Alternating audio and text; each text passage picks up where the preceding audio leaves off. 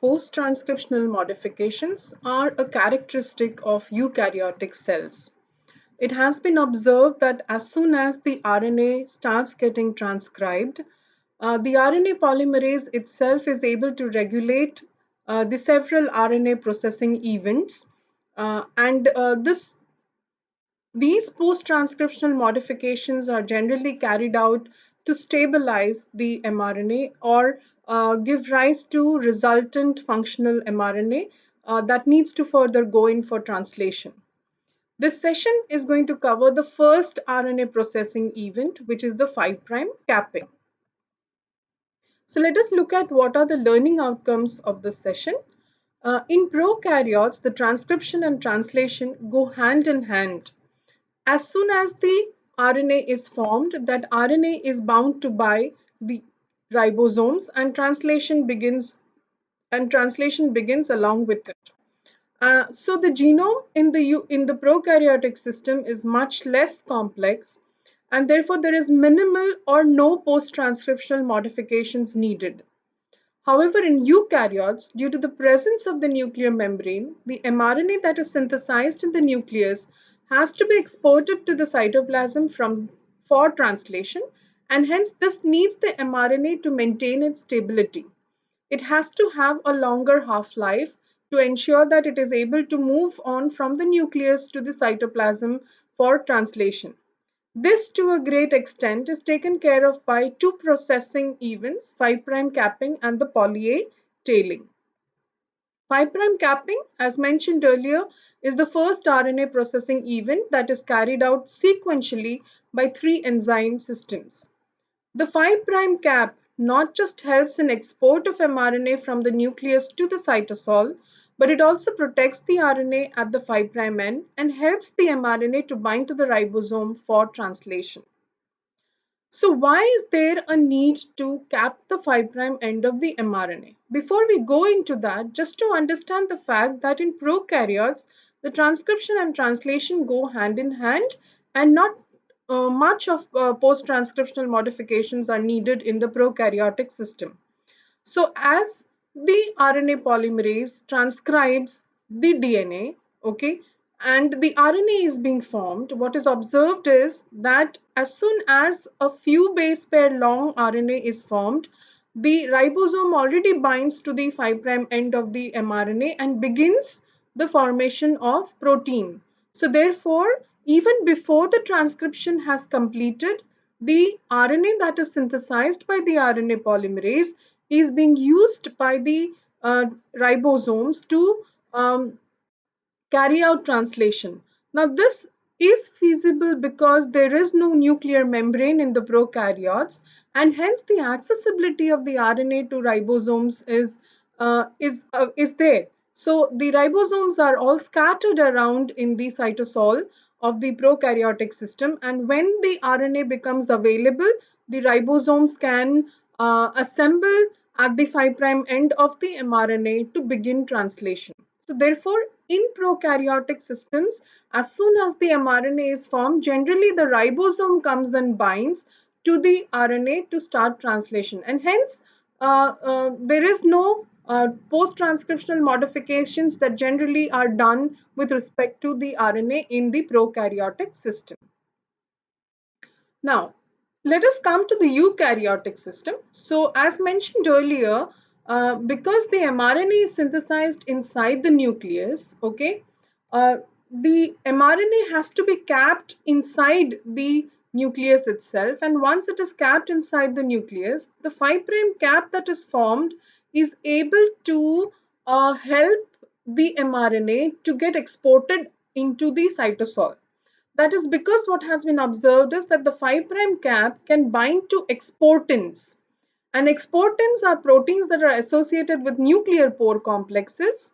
And through a regulatory mechanism, these exportins are able to bind to the 5' cap of the mRNA and lead the mRNA outside into the cytosol. So the export of the mRNA to the cytosol is aided by the 5' cap, as it can bind to the exportins. Moreover, the 5' cap is obviously stabilizing the mRNA by protecting the 5' end of the mRNA from any kind of breakdown by or cleavage by nucleases.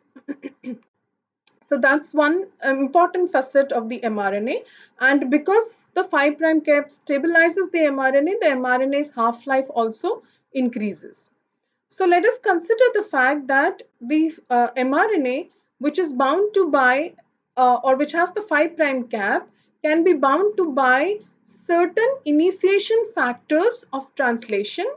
And when these initiation factors bind to the mRNA at the 5' cap, so the 5' cap binds to the initiation factors, and this initiation factor in turn can help the ribosomes to bind to the 5' end of the mRNA to start translation. What is also interesting to note is that the same mRNA at its 3' end is also attached to by another RNA or attached to by a poly A tail, which is another RNA processing event. Together, the 5' cap and the poly A tail help in continuous translation machinery. So say for example, this is the 5' end of the mRNA, which was bound to by the initiation factors, and the ribosome starts to translate using this RNA as the template. And as it goes on, it keeps on, you have more and more ribosomes binding to the same mRNA to form what is called as the polyribosome complex.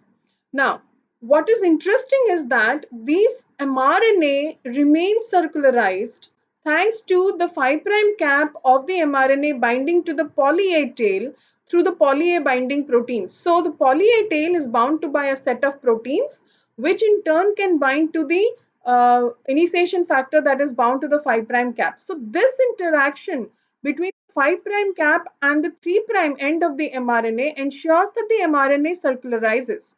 Now, how is this beneficial? It is beneficial because when this ribosome comes to the end of translation, it gets disassembled, but then the start point of the RNA is so close that it can assemble again to carry out translation. So the same ribosome can disassemble and immediately assemble again onto the mRNA to begin translation. So thereby, effectively, the interaction of 5' cap with the poly A tail ensures that a single ribosome is able to carry out translation using the same mRNA several times on. So using one mRNA, you get several copies of the same protein form thanks to what is called as the ribosome cycle. So a ribosome cycle basically indicates that the large subunit and the small subunit assemble to begin translation. When they come to the end of the translation, they would disassemble, but they can assemble again at the 5' end to begin translation. So this assembly is easy because the 5' end of the mRNA is close to the 3' end. At the 5' end, translation begins. At the 3' end, translation stops. So therefore, it just needs that this ribosome disassemble and assemble again here to start translation all over again. That is one big advantage of having 5' cap in the eukaryotic system. It is just basically to ensure that protein synthesis happens more efficiently because of the presence of the 5' cap and the poly A tail. Now let us look at the process of 5' capping itself. So when you have the mRNA, when you have the DNA being transcribed by the mRNA by the RNA polymerase, the RNA polymerase has what is called as an alpha CTD tail. So the core enzyme of the RNA polymerase, which is made up of beta prime, you have the alpha 1, alpha 2, and you have a tail that is sticking out from the alpha end, which is linked. So this is the alpha C terminal domain, which is linked to the alpha N terminal domain. And as the RNA is being synthesized, so what is observed is when RNA is synthesized, about 20 to 40 nucleotides have been synthesized, then the alpha CTD tail has certain serine residues present. Now, these serine residues are able to regulate the RNA processing event. How? When it has been observed that when serine number 5, that is residue number 5, which has serine, is phosphorylated. So the phosphorylation of the serine 5 results in the three enzymes required for 5' capping to come and bind to the alpha CTD tail in readiness to begin the process of 5' capping as soon as the RNA is synthesized. So here we are looking at a situation where the RNA polymerase may have begun transcription from the promoter region, and having moved forward, it has synthesized about 20 to 40 nucleotide long RNA. And now this 5' end of the mRNA is ready to be capped. How does it get capped? It gets capped by three enzymes that are already bound to the alpha CTD tail. So in other words, you can say that the RNA polymerase itself is responsible for carrying out the RNA processing of the RNA that it is synthesizing. So repeating what has been mentioned, that the serine 5 of the alpha CTD, when phosphorylated, recruits three enzymes that are needed for 5' capping. So the first RNA processing event, 5' capping, is thanks to these three enzymes. So what is observed is, as soon as 20 to 40 nucleotides of the RNA is formed, the first enzyme transfers itself to the 5' end of the mRNA.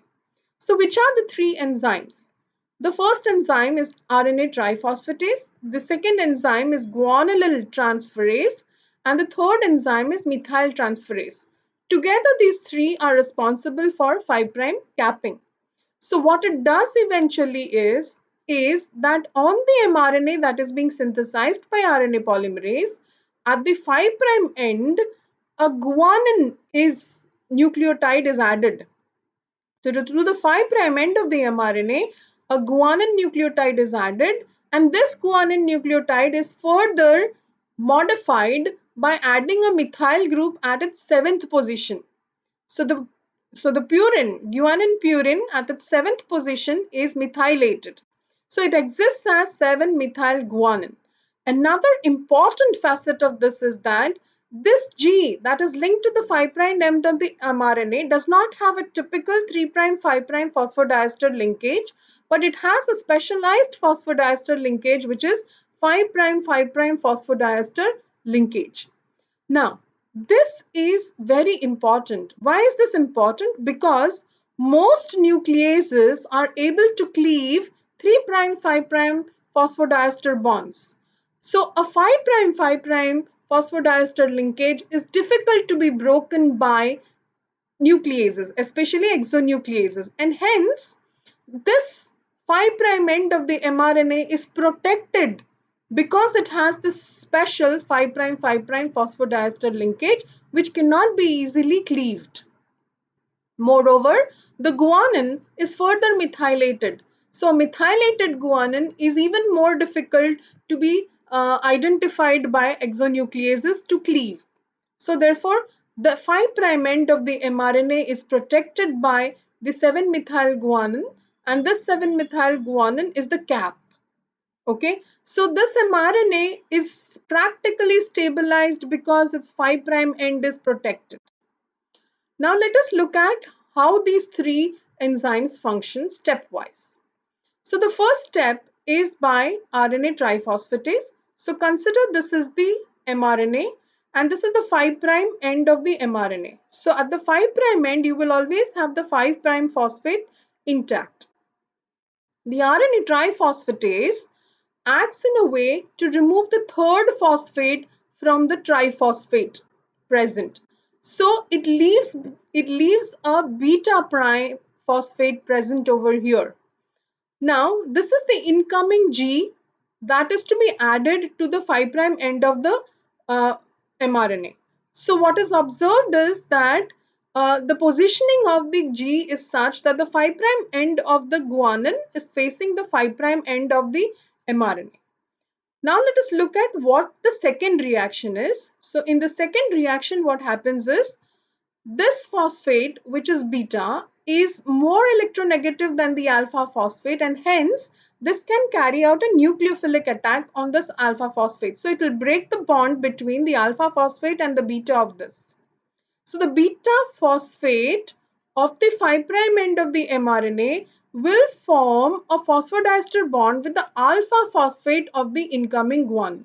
So as you can see, this guanine is transferred to the 5' end thanks to the formation of a phosphodiester bond between the 5' phosphate of the incoming guanine and the 5' phosphate of the mRNA per se. So you have what is called as a new bond established over here, which is a 5' phosphodiester bond. So in this case, what is free is the 3' OH. So now the cap is such that the 3' OH is free. So on the 3' end also you will have 3' OH, and in the 5' end also you would have a 3' OH. The last reaction, which is by methyl transferase. So the methyl transferase specifically transfers a methyl group to the 7th position of the guanine in its purine backbone. So therefore this becomes a 7-methyl guanine, and this is how the 5' cap is attached to the 5' end of the mRNA. So let us look at the conclusions of this session. In eukaryotes, the mRNA is exported out of the nucleus into the cytoplasm, and the 5' cap helps in this transport and also attaching to ribosomes for translation.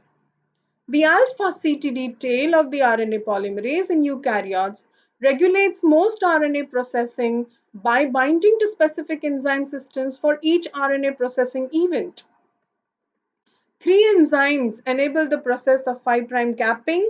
These are the RNA triphosphatase, guanylyl transferase, and methyl transferase. The 5' cap is a guanine that is attached to the 5' end of the mRNA through a special phosphodiester linkage, and the guanine is further methylated to protect the cap further. Thus, the 5' capping is the first RNA processing event post-transcription in eukaryotes to stabilize the mRNA, protect the mRNA, and enabling the mRNA in its translation by ribosomes to form proteins. Thank you.